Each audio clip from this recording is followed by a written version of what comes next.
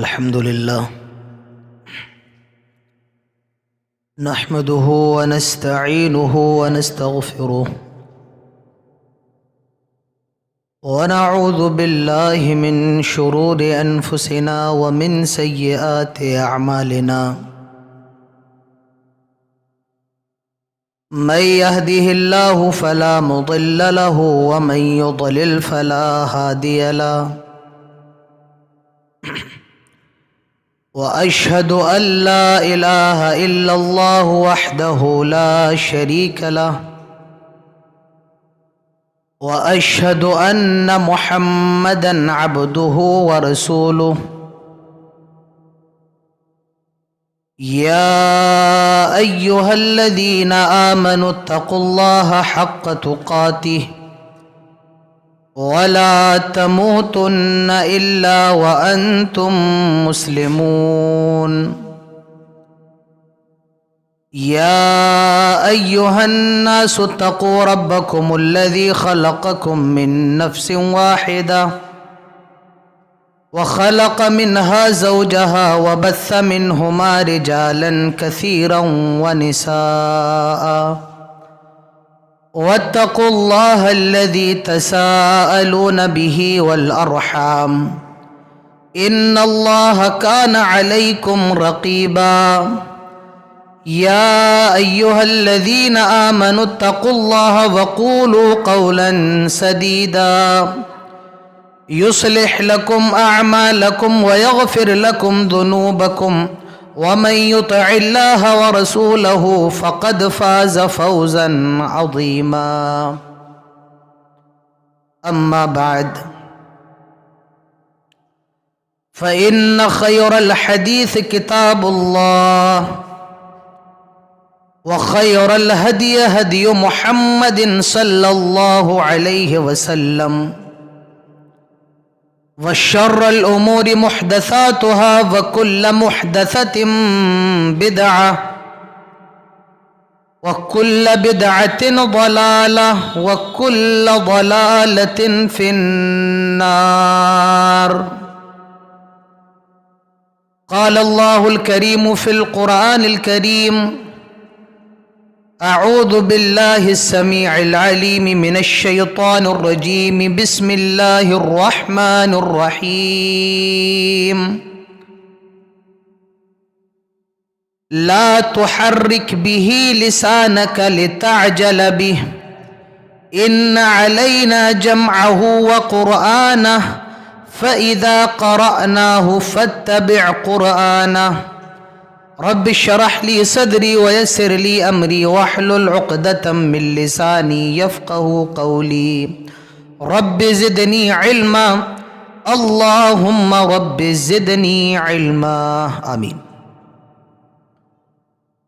قابل عزت حاضرین جمعہ، بزرگوں،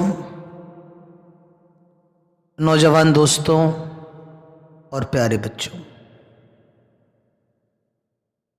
سب سے پہلے تمام قسم کی تعریف و توصیف، کبریائی اور بڑائی صرف اور صرف اللہ رب العالمین کے لیے لائق اور زیبا ہے، جس نے ہم سب کو انسان بنایا ہے، اور انسان بنانے کے بعد سب سے بڑا احسان یہ کیا کہ ہم سب کو مسلمان بنایا ہے۔ بعدہ درود و سلام نازل ہوں تمام نبیوں پر، تمام رسولوں پر بالعموم، اور بالخصوص ہمارے اور آپ کے پیارے نبی، آخری نبی جناب محمد رسول اللہ صلی اللہ علیہ وسلم پر، اللہم صلی وسلم وبارک علیہ۔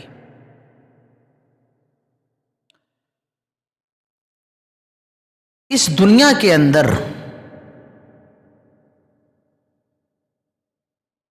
سب سے عظیم کتاب قرآن ہے۔ قرآن دنیا کی ایک ایسی اکیلی اکلوتی کتاب ہے کہ یہ اپنے پہلے دن سے اب تک اور قیامت کی صبح تک اصلی حالت میں رہے گی، اس کا ایک لفظ، ایک نقطہ اور ایک شوشہ بھی بدل نہیں سکتا ہے، کیونکہ یہ قرآن، اس کی ذمہ داری اللہ تعالیٰ نے خود اپنے اوپر لی ہے۔ اللہ تعالیٰ فرماتا ہے اِنَّا نَحْنُ نَزَّلْنَا الذِّكْرَ وَإِنَّا لَهُ لَحَافِظُونَ، اس قرآن کو ہم ہی نے نازل کیا ہے اور ہم ہی اس کی حفاظت کی ذمہ داری لیتے ہیں۔ اور آسمانی کتابیں بھی اللہ نے نازل کی ہیں، تورات بھی اللہ کی طرف سے نازل ہوئی، انجیل بھی اللہ کی طرف سے نازل ہوئی، زبور بھی اللہ کی طرف سے نازل ہوئی، صحف موسیٰ بھی اللہ کی طرف سے نازل ہوئے، صحف ابراہیم بھی اللہ کی طرف سے نازل ہوئے، لیکن اللہ نے حفاظت کی ذمہ داری نہیں لی۔ لیکن قرآن ایک ایسی اکیلی کتاب ہے، اللہ نے کہا کہ ہم نے اس قرآن کو نازل کیا ہے اور ہم ہی اس کی حفاظت کی ذمہ داری لیتے ہیں۔ اللہ کے حبیب کے اوپر جب قرآن اترتا، جب قرآن نازل ہوتا، تو آپ صلی اللہ علیہ وسلم جلدی جلدی قرآن کو یاد کرنے کی کوشش کرتے اور جلدی جلدی قرآن کو اللہ کے رسول یاد کرتے۔ اللہ تعالیٰ فرماتا ہے لا تحرک بہ لسانک لتعجل بہ، آئے نبی آپ قرآن کو یاد کرنے کے لیے اپنی زبان کو جلدی جلدی حرکت نہ دیں۔ ان علینا جمعہ وقرآنہ، آئے اللہ کے حبیب ہمارے اوپر ہے کیا ہے؟ ان علینا جمعہ وقرآنہ، اس قرآن کے جمع کرنے کی ذمہ داری ہمارے اوپر ہے۔ اللہ نے اپنے اوپر قرآن کی جمع کرنے کی ذمہ داری لی ہے۔ قرآن دو طریقے سے جمع ہوا ہے، ایک جمع بالسطر، سینہ بسینہ منتقل ہونا، سینہ بسینہ محفوظ ہونا، اور جمع بالقرطاس، کاغذوں پر محفوظ ہونا، یا بالفاظ دیگر صحیفوں میں محفوظ ہونا اور سفینوں میں، سینوں میں اور سفینوں میں محفوظ ہونا۔ اللہ کے رسول کے اوپر جب قرآن نازل ہوتا تھا تو صحابہ اکرام اس کو یاد کر لیا کرتے تھے، اللہ کے رسول بھی قرآن کو یاد کر لیتے تھے، اور قرآن کو لکھا بھی جاتا تھا چمڑوں کے اوپر، درختوں کے اوپر، خوشوں کے اوپر، لکڑیوں کے اوپر۔ جب اللہ کے رسول کا انتقال ہو گیا تو حضرت ابو بکر صدیق رضی اللہ عنہ نے ایک کمیٹی بنائی حفاظ اکرام کی، اور جس کے امیر حضرت زید بن ثابت کو بنایا، اور چمڑوں پر، درختوں پر، پتوں پر جو قرآن بکھرا پڑا تھا وہ سارا کا سارا قرآن حضرت ابو بکر رضی اللہ عنہ نے جمع کروایا۔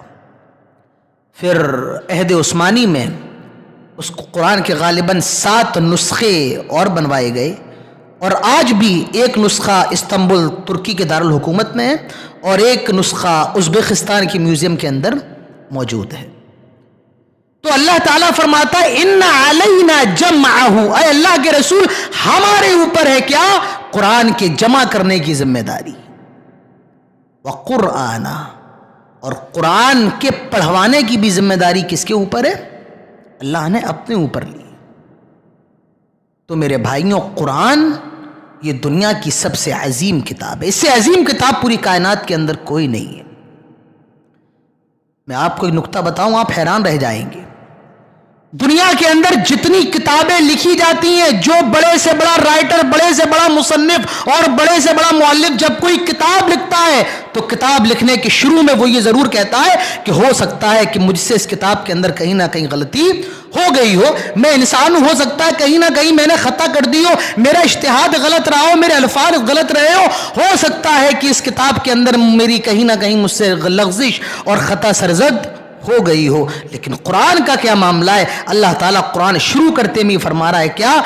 ذالک الکتاب لا ریب فیہ، یہ وہ کتاب ہے کہ اس کے اندر ذرہ برابر بھی شک نہیں ہے۔ اس کے الفاظ کو لے کر کے، اس کی فصاحت کو لے کر کے، اس کی بلاغت کو لے کر کے، اس کے معنی کو لے کر کے، اس کے نقطوں کو لے کر کے اللہ فرماتا ہے کسی بھی چیز کے اندر شک اور شبہ کی کوئی گنجائش نہیں ہے۔ قرآن دنیا کی سب سے عظیم کتاب ہے۔ یہ قرآن ایک ایسی کتاب ہے میرے پیارے بھائیوں، قرآن اپنا تعارف خود کرواتا ہے۔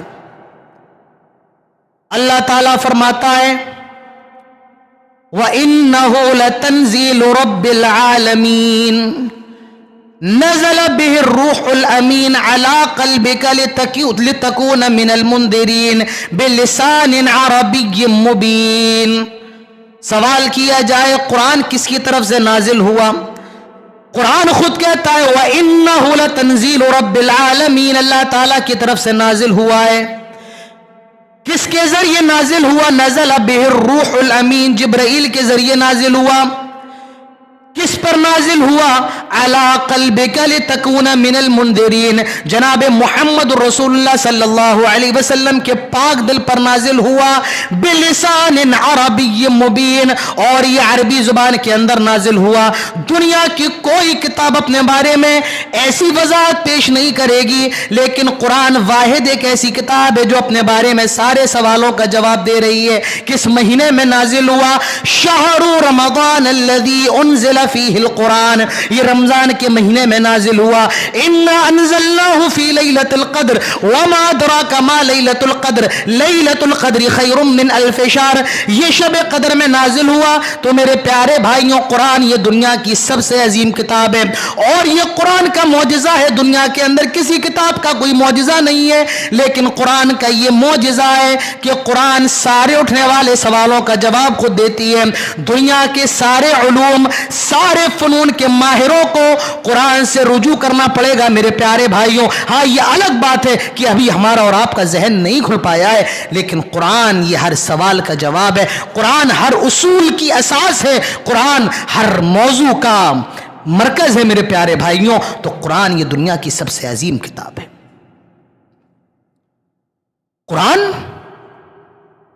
قرآن کا ایک اعجاز یہ بھی ہے، قرآن کا ایک معجزہ یہ ہے کہ قرآن میرے پیارے بھائیوں عربی زبان کے اندر نازل ہوا. کس زبان کے اندر؟ اللہ تعالیٰ نے قرآن نازل کرنے کے لیے جس زبان کا انتخاب فرمایا، بلسان عربی مبین، وہ اس کائنات کی سب سے اچھی زبان، سب سے میٹھی زبان، سب سے پیاری زبان، وہ زبان کون سی ہے؟ عربی زبان کا انتخاب فرمایا اللہ تعالیٰ نے. اب ذرا اندازہ لگائیں، اگر یہی قرآن کسی اور زبان میں ہوتا، انگلش میں ہوتا، یہ قرآن اگر ہندی میں ہوتا، یہ قرآن اگر فارسی میں بھی ہوتا، کہ اس قرآن کے اندر وہ روحانیت رہتی؟ اس قرآن کے اندر وہ چاشنی رہتی؟ نہیں میرے پیارے بھائی، جو چاشنی عربی زبان کے اندر ہے وہ کسی اور کتاب اور کسی زبان کے اندر نہیں ہے. اور حیرت کی بات میں آپ کو بتاؤں، اللہ نے عربی کا انتخاب فرمایا.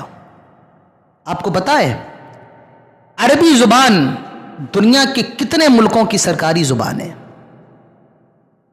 عربی زبان دنیا کے کتنے ملکوں کی رسمی آفیشیل لینگویج ہے؟ میں آپ کو بتاؤں، قرآن دنیا کے اندر 20 ممالک کی سرکاری زبان ہے. 20 ملکوں کی سرکاری زبان کون سی زبان؟ عربی زبان. اور حیرت کی بات میں آپ کو بتاؤں، دنیا کے اندر جو زبانیں ہیں ان زبانوں کے بولنے کا ایک دائرہ ہے. کچھ زبانوں کی لمبی عمر ہوتی ہے، کچھ زبانوں کی عمر تھوڑی مختصر ہوتی ہے. کسی زبان کی عمر 50 سال ہے، کسی زبان کی عمر 100 سال ہے. 200 سال سے زیادہ دنیا کے اندر کوئی زبان نہیں چلتی ہے. ہو سکتا ہے کہ وہ لٹریچر میں تو محفوظ ہو، لیکن عام بول چال میں اس کا استعمال ایسے غائب ہو جاتا ہے جیسے گدھے کے سر سے سینگ غائب ہو جاتے ہیں. انگلش ہے، آپ دیکھیے آج سے 20 سال پہلے جو آپ انگلش جانتے ہوں گے، اب وہ 20 سال کے بعد انگلش کے تھوڑے ورڈ کے اندر، ان کی گرامر کے اندر چینجنگ آ گئی. سنسکرت زبان بہت پرانی زبان ہے، لیکن سنسکرت بولنے والے، سنسکرت سمجھنے والے آپ کو اس وقت بنارس کے اندر بھی ایسے ملیں گے جیسے آٹے میں نمک ہوتا ہے. جرمنی زبان، فرینچ زبان، فارسی زبان، اس کے بھی ملنے والے آپ، اس کے بھی بولنے والے، سمجھنے والے آپ کو بہت کم ملیں گے. لیکن عربی زبان ایک ایسی زبان ہے جس کے سمجھنے والے اور جس کے بولنے والے دنیا کے اندر سب سے زیادہ ہے. پہلی بات تو یہ ہے کہ عربی زبان یہ 20 ملکوں کی سرکاری زبان ہے. جب تک وہ 20 ملک ختم نہیں ہوں گے تب تک عربی زبان بھی ختم نہیں ہو سکتی ہے. اور جن ملکوں کی یہ سرکاری زبان نہیں ہے ان ملکوں کے اندر بھی عربی زبان بولنے والے آپ کو لاکھوں کی تعداد میں مل جائیں گے. ہندوستان چلے آؤ، बांग्लादेश चले जाओ, श्रीलंका चले जाओ, अफगानिस्तान चले जाओ, कुर्दिस्तान चले जाओ, अफ्रीका चले जाओ, बरतानिया चले जाओ, न्यूयॉर्क चले जाओ, हर जगह आपको अरबी बोलने वाले और अरबी समझने वाले आपको मिलेंगे। आप बजड़िया आ जाए, बजड़िया के किसी मोहल्ले में चले जाए, अरबी समझने वाला और अरबी बोलने वाला आपको वहां भी जरूर मिलेगा। मेरे प्यारे भाइयों, फारसी के बोलने वाले आपको इतने ज्यादा नहीं मिलेंगे, जर्मन के बोलने वाले आपको इतने ज्यादा नहीं मिलेंगे, फ्रेंच के बोलने वाले इतने ज्यादा नहीं मिलेंगे, पर अरबी एक ऐसी जुबान है दुनिया के हर खित्ते में, दुनिया के हर गोशे में अरबी जुबान का समझने वाला आपको जरूर मिल जाएगा। ये एजाज है, अल्लाह ने ऐसी जुबान में नाजिल किया है जो जुबान दुनिया के अंदर सबसे ज्यादा बोली जाए। और हैरत की बात, अल्लाह ने अरबी जुबान के अंदर कुरान इसलिए नाजिल किया मेरे प्यारे भाइयों, अरबी जुबान दुनिया की ऐसी जुबान है कि जैसा आज से 1400 साल पहले थी आज भी वैसी ही है और कयामत की सुबह तक वैसी ही रहेगी, उसके अंदर कोई लफ्ज बदल नहीं सकता है। आज से 1400 साल पहले अलमा का मतलब अरबी के अंदर पानी होता था, आज भी अलमा का मतलब पानी है और कयामत की सुबह तक अलमा का मतलब पानी रहेगा। मेरे प्यारे भाइयों, अरबी में आज से 1400 साल पहले भी चांद को कमर कहा जाता था, आज भी कमर कहा जाता है और कयामत की सुबह तक कमर कहा जाएगा। सूरज को शम्स कहा जाता था, आज भी शम्स कहा जाता है और कयामत की सुबह तक शम्स कहा जाएगा। अरबी जुबान एक ऐसी जुबान है जो किसी जुबान के अल्फाज को नहीं लेती है, लेकिन अपने अल्फाज हर जुबान में देती है। मस्जिद में हम बैठे, ये अरबी का लफ्ज है मस्जिद, मौत ये अरबी का लफ्ज है। कितने अरबी के जुमले हैं जो हमारी और आपकी हर जुबान में इस्तेमाल होते हैं, उर्दू जुबान में, फारसी जुबान में, होशा जुबान में, पश्तू जुबान में, हर जुबान में अरबी के लफ्ज इस्तेमाल होते हैं, पर अरबी अपने अंदर किसी और जुबान के लफ्ज को नहीं लेती। ये कुरान का एजाज है, कुरान का मौजज़ा है। वो क्या है? कुरान अरबी जुबान में नाजिल हुआ। अल्लाह ने जुबान के, इस कुरान के लिए ऐसी जुबान का इंतखाब किया है जो जुबान कयामत की सुबह तक बाकी रहेगी और अपनी असली सूरत में बाकी रहेगी। मेरे भाइयों, कुरान के मकाम को समझिए। अफसोस की बात है आज हम और आप कुरान पर गौर नहीं करते, कुरान पर हमारा और आपका तदब्बुर नहीं है। बस साहब हम अहले हदीस हो गए, हमारे पास बहुत बड़े बड़े मदरसे हैं, हम और आप इसी फख्र और गुरूर के अंदर रह रहे, कुरान पर गौर करने की हमारे पास फुर्सत नहीं। अल्लाह ताला फरमाता है अफला यतदब्बरून अल-कुरान अम अला कुलूबिन अक़फ़ालुहा, क्या ये लोग कुरान पर गौर नहीं करते हैं? क्या इनके दिलों पर ताले पड़े हैं? मेरे भाइयों, कुरान का दूसरा मौजज़ा यह है, जितना एहतराम, जितनी इज्जत इस किताब की जाती है, दुनिया के अंदर किसी और किताब की इतनी इज्जत नहीं की जाती है जितनी इज्जत कुरान मुक़द्दस की जाती है। आप मुझे बताएं कौन सी ऐसी किताब है जिसको पढ़ने से पहले वुजू बनाया जाता है? कौन सी ऐसी किताब है कि जिसको पढ़ने के लिए नियत बांधी जाती है? लाखों का मजमा लगा हुआ है। कौन सी ऐसी किताब है जिसके पढ़ते वक्त रोया जाता है? कभी हरम का मंजर देख लें, 50 लाख लोग हरम मक्की के अंदर मौजूद हैं और इमाम काबा, इमाम हरम नमाज पढ़ा रहा है, नमाज के अंदर रो रहे हैं, पीछे सारे मुख्तदी रो रहे हैं। कौन सी ऐसी किताब है जिस पर इतना ज्यादा रोया जाए? मेरे प्यारे भाइयों, ये कोई और किताब नहीं, ये कुरान है। जितनी इज्जत इस कुरान की जाती है, दुनिया के अंदर किसी और किताब की इतनी इज्जत नहीं की जाती। एक आदमी कोई मोहल्ले में उसे जानता नहीं था, गरीब, 2 वक्त की रोटी का मोहताज, अपने बच्चे को मदरसे में पढ़ाता है और उसका बच्चा हाफिज कुरान बन जाता है। पूरे गांव के अंदर, पूरी बस्ती के अंदर उसका नाम होता है कि उसका बेटा हाफिज कुरान बन गया। और उस गरीब का बेटा, रिक्शा चलाने वाले का बेटा मस्जिद में तरावी सुनाता है और बड़े बड़े सेठ, बड़े बड़े गिरस्त उस फकीर के बच्चे के पीछे नमाज पढ़ते हैं। ये क्या है? ये उसमें उस लड़के का कमाल नहीं है मेरे प्यारे भाइयों, ये कुरान का एजाज है। ये क्या है? ये कुरान का एजाज है। आप सब मेरे नीचे बैठे हुए, मैं आपके ऊपर खड़ा हुआ हूं, ये क्या है? इसमें मेरा कोई कमाल नहीं, ये कुरान का एजाज है कि मुझे कुरान पढ़ना आता है, कुरान की चंद तफसीर आती है। आज मैं आपके सामने ऊपर खड़ा हूं और आप मेरे सामने नीचे बैठे हैं, तो ये क्या है? ये कुरान है मेरे प्यारे भाई। तो कुरान का ये मौजज़ा है कि दुनिया के अंदर जितना एहतराम इस किताब का है, कायनात के अंदर किसी और किताब का इतना एहतराम नहीं। कुरान मुक़द्दस का तीसरा मौजज़ा, جتنا زیادہ عمل قرآن کے حکم پر ہوتا ہے میرے پیارے بھائیوں، دنیا کے اندر کسی اور کتاب کے حکم پر اتنا عمل نہیں ہوتا ہے۔ اللہ تعالیٰ فرماتا ہے اقم الصلاۃ لدلوق الشمس الى غسق اللیل وقرآن الفجر، آئے لوگوں نماز قائم کرو، نماز پڑھو۔ کافی مقامات پر اللہ تعالیٰ نے نماز پڑھنے کا حکم دیا ہے۔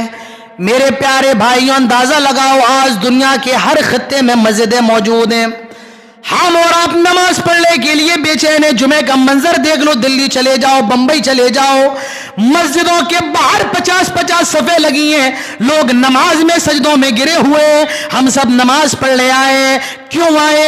کیا مل رہا ہے؟ یا لڈو تو نہیں بٹ رہے ہیں، یا پیسے تو نہیں بٹ رہے ہیں؟ کیوں آئے؟ کیونکہ اللہ نے قرآن میں کہا نماز پڑھو، نماز کی پابندی کرو۔ نماز کے نام بھی نہیں لیے، ظہر پڑھو، عصر پڑھو، مغرب پڑھو، عشاء پڑھو، بس فرما دیا لوگوں نماز پڑھو، نماز قائم کرو۔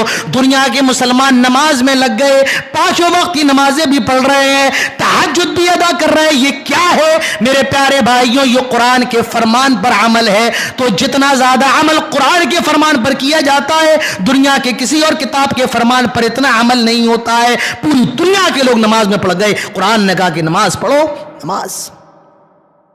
ایئرپورٹ پہ چلے جاؤ، وہاں مندر نہیں ملیں گے آپ کو۔ ایئرپورٹ پر چلے جاؤ، وہاں گرودوارے آپ کو نہیں ملیں گے، وہاں آپ کو گرجا گھر نہیں ملیں گے۔ ایئرپورٹس پر بھی اگر آپ کو کچھ ملے گا تو وہ مسجدیں ملیں گی۔ جی ہاں، کبھی دلی جائیں، بمبئی جائیں، ایئرپورٹ پہ آپ کو مسجد ضرور مل جائے گی، کیونکہ غیروں کو معلوم ہے یہ مسلمان کبھی نماز نہیں چھوڑتا ہے۔ اسپیشل مسجدیں بنی ہوتی ہیں، اور ایک الگ سے واش روم تو بنا ہوتا ہے، الگ سے وضو خانے بھی بنے ہوتے ہیں، کیونکہ انہیں معلوم ہے جب یہ بیچارے وضو کریں گے، یہاں وہاں گیلا کریں گے، تو سب سے بہتر ان کے لیے وضو خانے الگ بنا دیے جائیں۔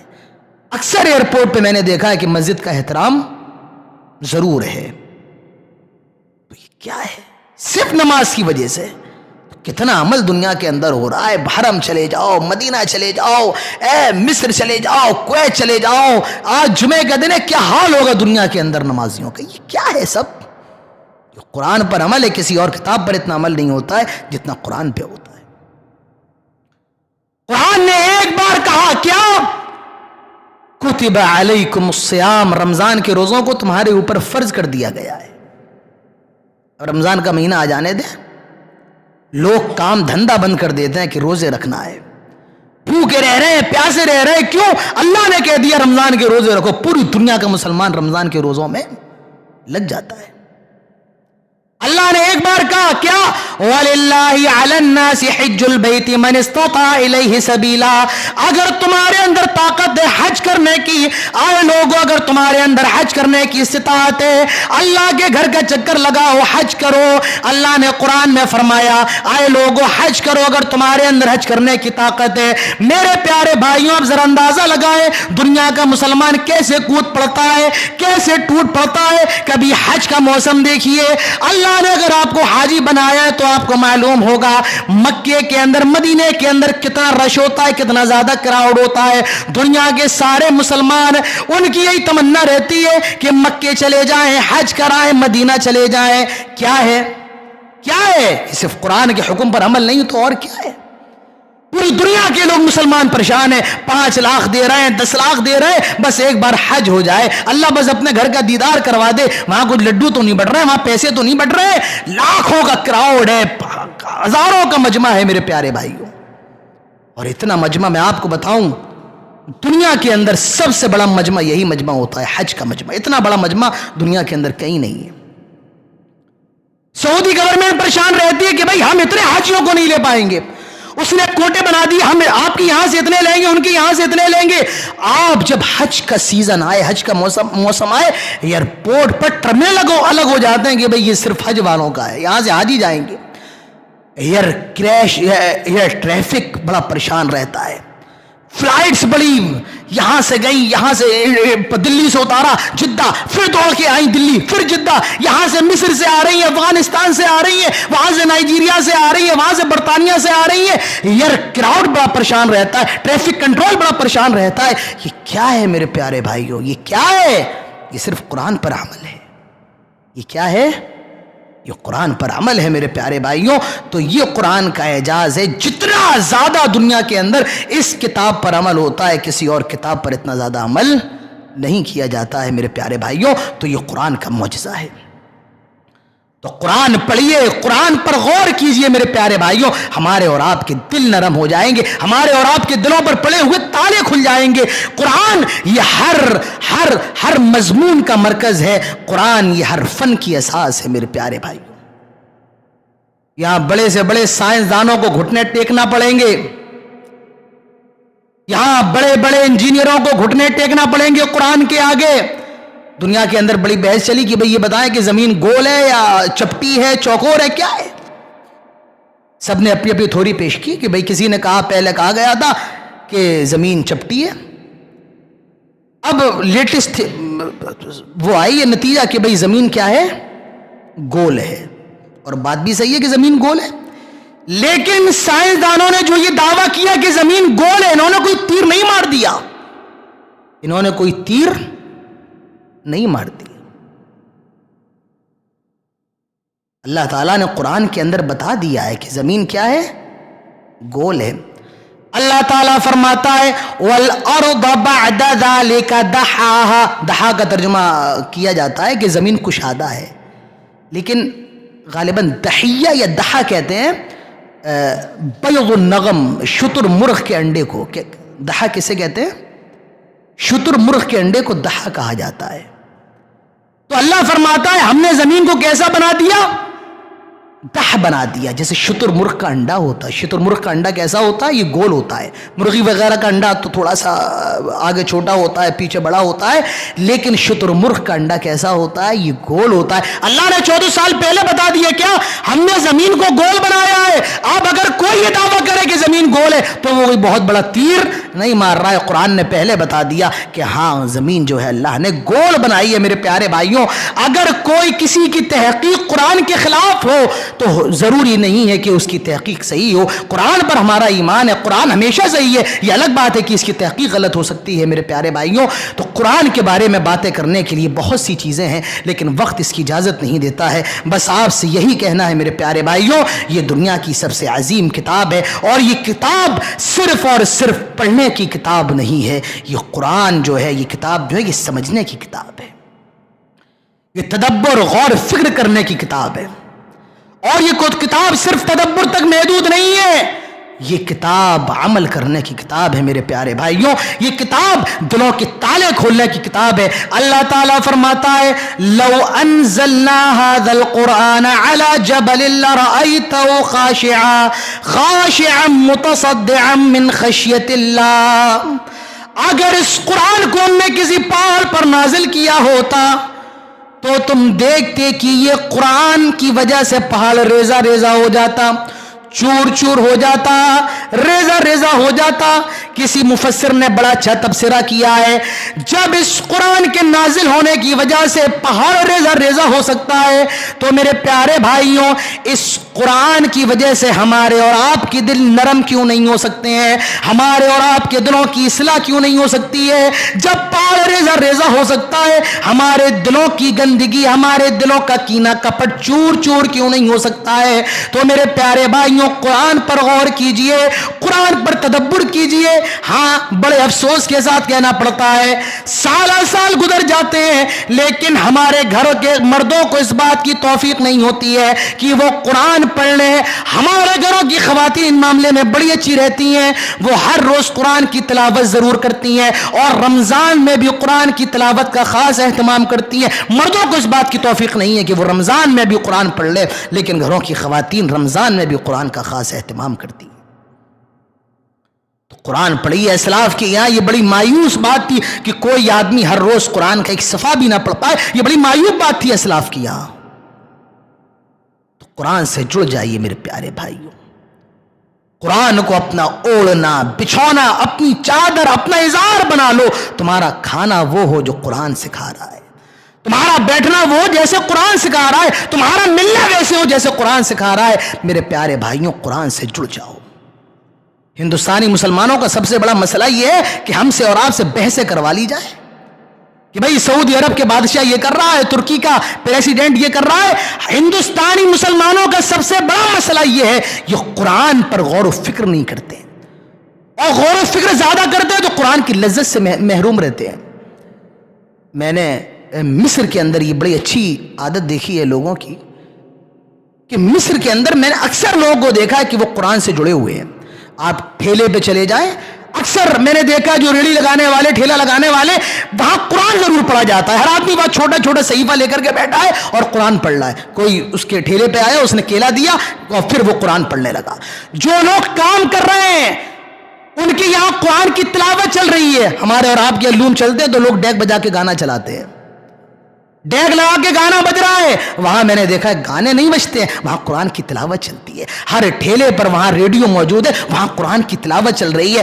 وہاں آپ ٹیکسی ڈرائیور دیکھیے، وہ 20 پاروں کا حافظ قرآن ہوتا ہے، وہ قرآن سے جڑے ہوئے ہیں. میرے پیارے بھائیوں، قرآن سے جڑیے. اللہ نے فرمایا ہم نے اس قرآن کی حفاظت کی ذمہ داری لی ہے. اللہ نے مسلمانوں کی حفاظت کی ذمہ داری نہیں لی، لیکن اگر چاہتے ہو کہ اللہ تمہاری بھی حفاظت کرے تو قرآن سے جڑنا پڑے گا میرے پیارے بھائیوں، تب اللہ تعالیٰ آپ کی بھی حفاظت کرے گا. تو یہ قرآن اس کائنات کی سب سے عظیم کتاب ہے. یہ قرآن پڑھنے کی کتاب ہے. یہ قرآن پڑھنے کے بعد سمجھنے کی کتاب ہے، اور سمجھنے کے بعد اس قرآن کو اپنی زندگی میں عملی جامہ پہنائیے میرے پیارے بھائیوں. اللہ تعالیٰ ہم سب کو قرآن کے مقام و مرتبے کو سمجھنے کی توفیق عطا فرمائے. اللہ تعالیٰ ہم سب کو قرآن پڑھنے کی توفیق نصیب فرمائے. اللہ تعالیٰ اس پر غور و فکر کرنے کی توفیق نصیب فرمائے. اللہ تعالیٰ ہم سب کو قرآن پر عمل کرنے کی توفیق عطا فرمائے. اللہ ہمیں ایک بنائے، نیک بنائے. اللہ ہمیں برائیوں سے بچنے کی توفیق نصیب فرمائے. اللہ جو ماجھن کو بچے عطا فرما. اللہ جو مقروض ہیں قرض کی ادائیگی کی توفیق دے. اے اللہ جن کے کاروبار نہیں چل رہے تو ان کے کاروبار میں برکت نصیب فرما. اے اللہ جو بیمار ہیں ان کو شفائے کامل عاجل نصیب فرما. اے اللہ جب تک ہم زندہ رہیں توحید پر، اسلام پر خاتمہ ہو تو ایمان پر. اقول قولی هذا واستغفر الله لي ولكم ولسائر المسلمين وما توفيقي الا بالله وما علينا الا البلاغ واخر دعوانا الحمد لله رب العالمين.